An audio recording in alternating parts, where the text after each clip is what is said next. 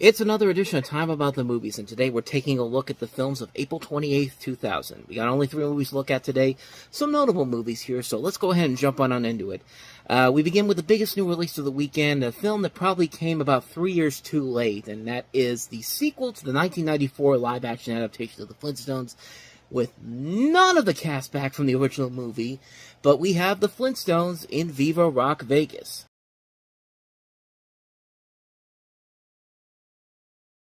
So yeah, you see what I'm talking about here. None of the people from the original movie are back here. You don't have John Goodman.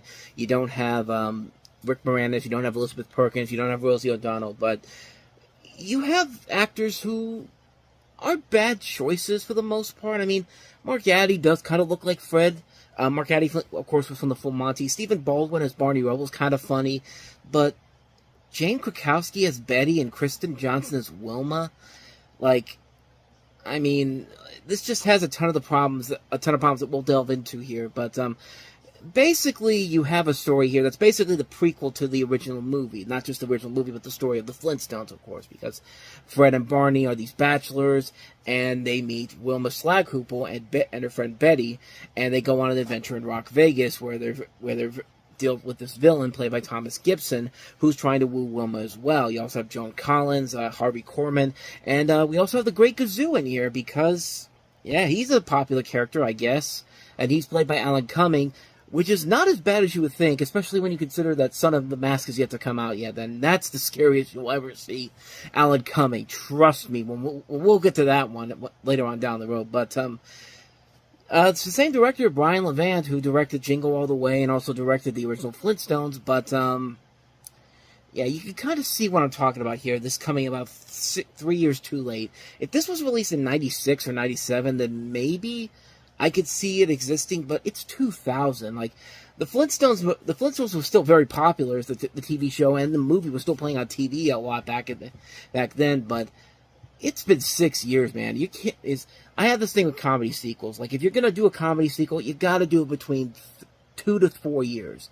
2 to 4 years between the first comedy sequel's release, the first comedy's release, and then the sequel afterward. If you're doing it more than that, you're struggling to find something there. Like, we've had a lot of those recently, stuff like Coming to America, which was a pointless sequel on so many levels. But the Hangover movies are another example.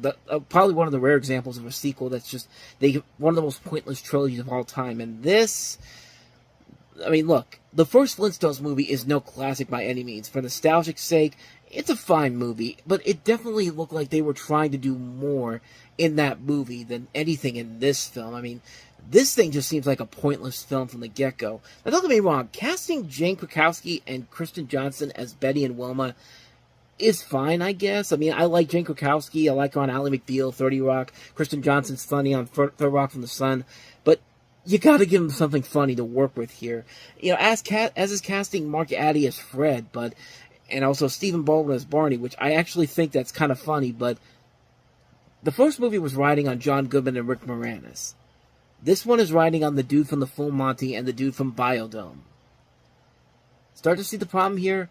And, yeah, there's way too much going on here. Like, they feel obligated to throw in every single Flintstone reference they could, from Dino being thrown in there for no particular reason. He's just kind of there to just be Dino, of course, and we gotta use those Mel Blanc barks at some point during the movie, all the way up to the Great Gazoo, which makes no sense because the Great Gazoo in the original show doesn't show up until halfway through the series. Like, so now you've just created this insane continuity error, and you know, the funny thing, Alan Cumming, as much as I criticized him before, he's probably one of the best things about the movie, because he's at least trying to say whatever he can in this movie. I mean, he's not doing a great job. He's not really given a whole lot to do, but goddamn, he's putting his all into it. The story overall, it's just falling into a lot of cliche territory, so much so that it's pretty much ripping off the first movie on a number of different levels, and like, the bad guy's evil plan is very similar to the plan from the first movie. Like, they didn't even try to do something different. They just put this out there because they had to keep the rights to make these movies in case they wanted to make a third one, which they never did. And that's probably a good thing, because this movie just is a miserable mess of a film on so many levels. It's not funny. It's not enjoyable. Sometimes the effects look okay, but at the same time, they really don't.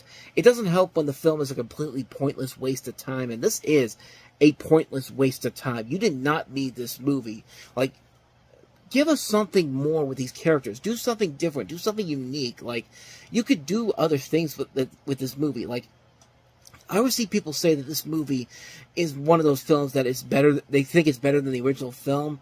No. The original Flintstones movie was not a classic by any means, but that one was at least trying and actually had elements about it that still works, even after all these years. But this is just a mess of a film. Like, avoid this one like the plague. Avoid this one like crazy.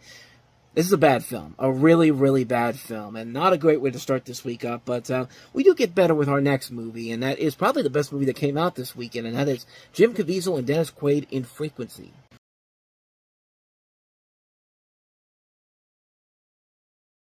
So the story of Frequency is that you have this rare atmospheric phenomenon allowing a New York City firefighter, played by Jim Caviezel, to communicate with his son 30 years into the future via a ham radio, his father being played by Dennis Quaid. The son uses the opportunity to warn the father of his impending death in a warehouse fire and manages to save his life. However, what he does not realize is that changing history has triggered a new set of tragic events, including the murder of his mother, and now the two must now work together 30 years apart to find the murderer before he strikes so that they can change history again. What a great premise for a movie, and it kind of reminds me a little bit also kind of that movie that Dennis Quaid was in, Inner Space, with Martin Short, a much more darker and more serious version of Inner Space, except Inner Space isn't taking place with Dennis Quaid inside of Jim Caviezel. This is taking place 30 years into the future. And notably interesting about this film is that this is written by Toby Emmerich. Now, that's a name you may not be familiar with, but he has gone on to have a unique and interesting history in terms of New Line Cinema, because not but 8 years later, he became the president of New Line Cinema, and I think he still is to this very day. And had no idea that he was actually a writer before he became that. And lo and behold, this is I believe his first film he ever wrote. And what a great film to write on, start writing on. But then again, when you also consider that Robert Shea, the head of New Line Cinema, has also directed movies as well, maybe it's not as surprising as you might think, but still, what a great concept for a movie, and it helps to have great performances by Jim Caviezel and Dennis Quaid, and a cast that also includes Andre Braugher, Elizabeth Mitchell, Noah Emmerich. I mean, there's just a really good cast here. Michael Cera makes one of his early film appearances in this film. It's just a really, really good movie, man. A very underrated gem. This director, Gregory Hoblit, also made some pretty underrated films as well. He did Fracture, which is a very good film. He did the 93 film Class of 61. He did Primal Fear. Fantastic director, and man, this is probably one of his best films. It's a really well-made film. If you have not seen Frequency, I highly recommend checking it out. It's definitely worth the watch, just for the premise alone. It's just a really, really good film. And, yeah, can't say any more about that one. So let's go ahead and move on to our next movie that we have here, our last film, actually, and that is Natalie Portman and Ashley Judd in Where the Heart Is.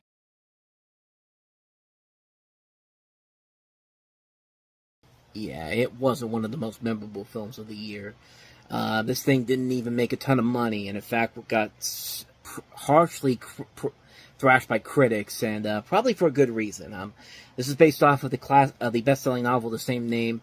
You follow the life of a 17-year-old girl played by Natalie Portman, Nova Lee Nation, which that name alone is really stupid. I'm sorry, but that's a stupid name to have. But you follow the story of a pregnant 17-year-old who was abandoned by her boyfriend at a Walmart in a small Oklahoma town. She secretly moves into the store, where she eventually gives birth to her baby, which attracts media attention, and with the help of her friends, she makes a new life for herself in the town. I mean, it's a good premise overall, but the director is a man who's mostly known for directing episodes of Home Improvement, writing episodes of Home Improvement. The writers, Loa Gantz and Babalu Mandel, are mostly known for writing Billy Crystal's best-known comedies. They wrote City Slickers.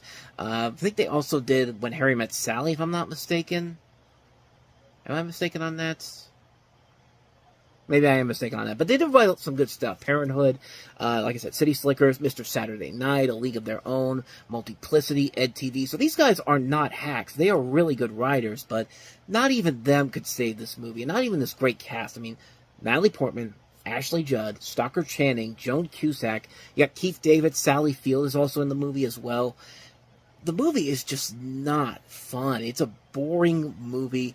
It's a Lifetime movie of the week, blown up for the big screen because they think it's a story that's worthy of a big screen adaptation. Well, it would be if you had a really good director behind it, and you got a director who's best known for his work on Home Improvement and nothing else. I mean, this guy, Matt Williams, really has not done a whole lot of film work before this, if I'm not mistaken here. He's done a lot, like I said, he's done a lot of TV work. Home Improvement, The Cosby Show. He worked on the Roseanne reboot that came out recently. He's worked on A Different World. He wrote the script for Wild Hearts Can't Be Broken, which is a very underrated Gabriel Arwar film. But other than that, though, this is one of the only films he's ever directed, and this is not a good film. It's a boring movie. It's a very mediocre film.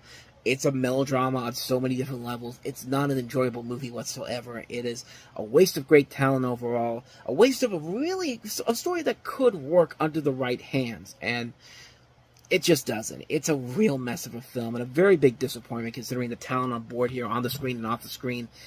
But they needed a better director. They needed to get somebody like a Rob Reiner probably could have made this much better. Or even an Amy Heckerling or a Nora Ephron.